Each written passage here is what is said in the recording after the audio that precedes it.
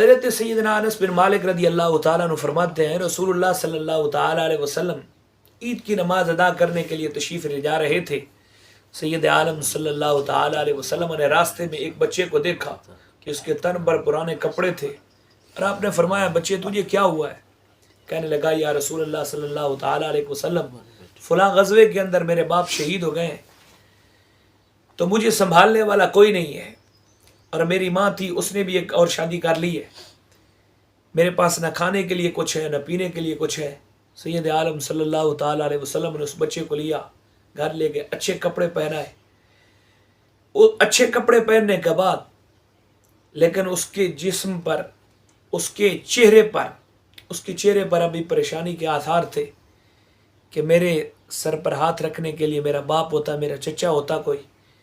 تو سید عالم صلی اللہ تعالیٰ علیہ وسلم نے اس یتیم بچے کی اس پریشانی کو بھی دور کر دیا.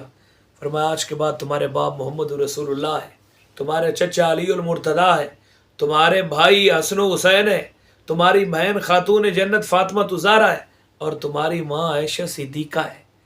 بچہ پہلے راستے میں رو رہا تھا، لیکن جب اس نے یہ سنا سید عالم صلی اللہ تعالیٰ علیہ وسلم سے، مسکراتا ہوا گھر سے باہر نکلا. جب بچوں نے پوچھا پھر دوسروں نے کہ پہلے تم رو رہے تھے اب خوش ہو رہے ہو، وجہ کیا ہے؟ تو کہنے لگا کہ میں بھوکا تھا اب سیر ہو گیا ہوں، میں ننگا تھا میں نے کپڑے پہن لیے، پہلے میں یتیم تھا اب یتیم نہیں ہوں، اب میرے باپ محمد رسول اللہ بن گئے. پہلے میرا چچا کوئی نہیں تھا، اب شیر خدا میرے چچا بن گئے. پہلے میرا بھائی کوئی نہیں تھا، اب حسن و حسین میرے بھائی ہے. میری بہن کوئی نہیں تھی، خاتون جنت میری بہن بن گئی ہے. تو میرے آقا علیہ الصلوۃ والسلام کا اس خوشی کے موقع پہ اپنی غریب امت کے ساتھ اس قدر شفقت و محبت کا ہاتھ تھا.